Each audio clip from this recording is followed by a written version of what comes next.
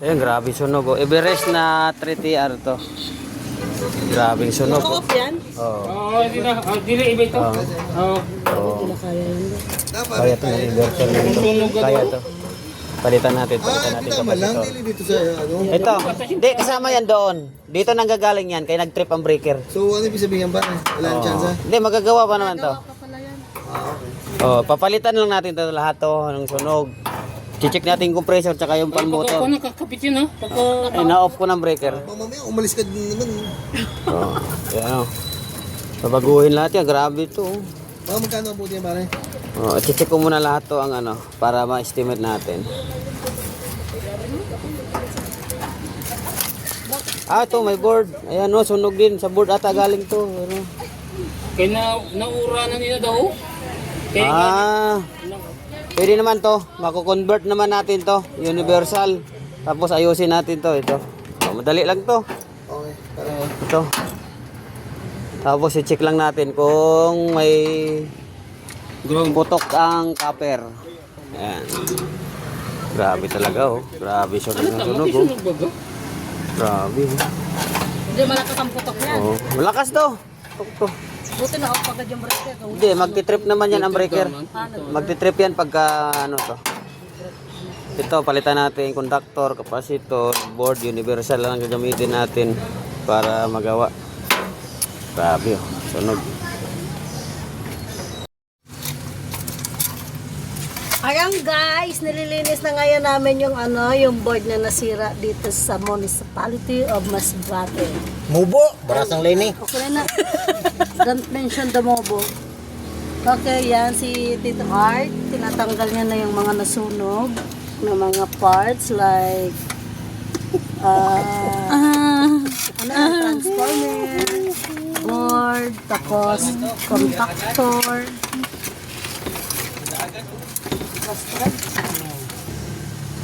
Yan guys, hindi po matanggal ni Tito dahil sobrang sunog na at tumigas na po. Halos na yung tornilyo. Matibag pa dyan, lakas na.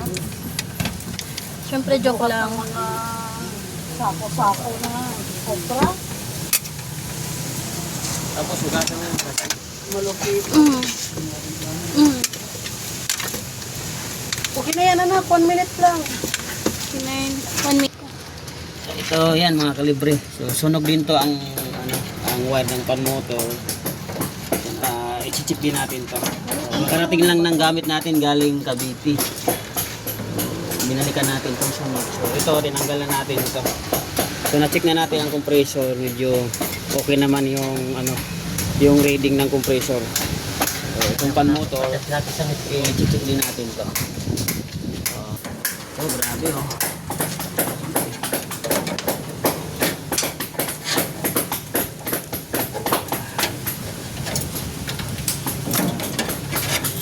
Sunog.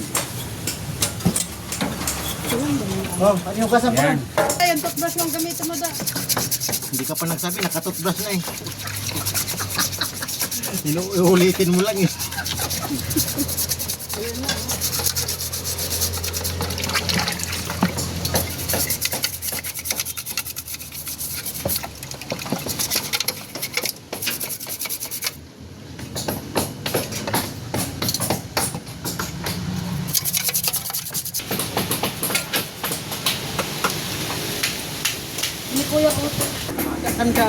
Check natin yung wiring mga kalibre. Kaya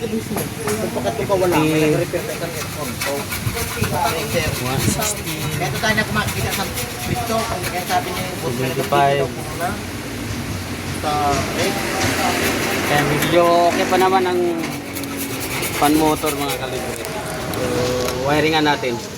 Una natin pandarin itong compressor saka yung fan motor para isa-isahin natin. Pagka okay lahat ang dalawa, saka natin i-wiringan yung ano, yung indoor. Okay. Yun mga kalibre, tinatanggal na po ni Daddy yung mga dumi-dumi, mga abo-abo na salarin ng sunog sa aircon.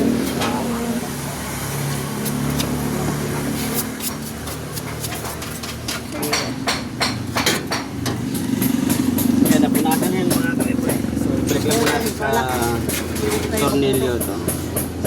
Para ilagay na natin yung ito, bagong kapasitor, saka conductor, saka yung kapasitor na pang-fan motor. Okay.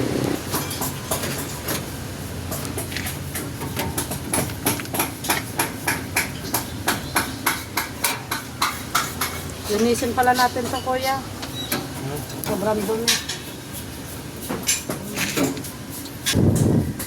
Sabi oh. Pressure washer yan eh. Tapos yung rice yun, no?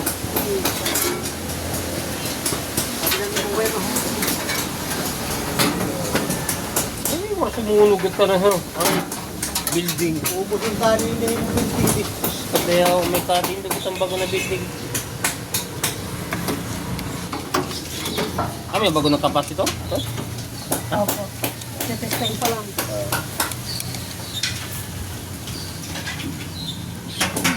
Tubig-tubig kami. Palit compressor na pala po eh. Be, Ah, palit compressor na pala yan eh. hindi, original pa yun. Ha? Original pa yun. Oh, wala pa na, wala pa na ko. Dito kita sila na share ka.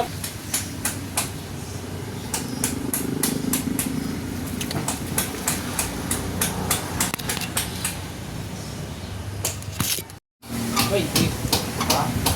Look for people.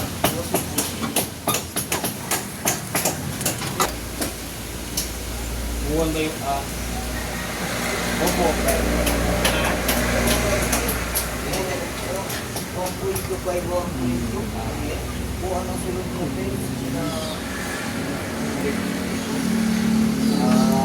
Hindi mo cellphone na ako para kung sa engineer.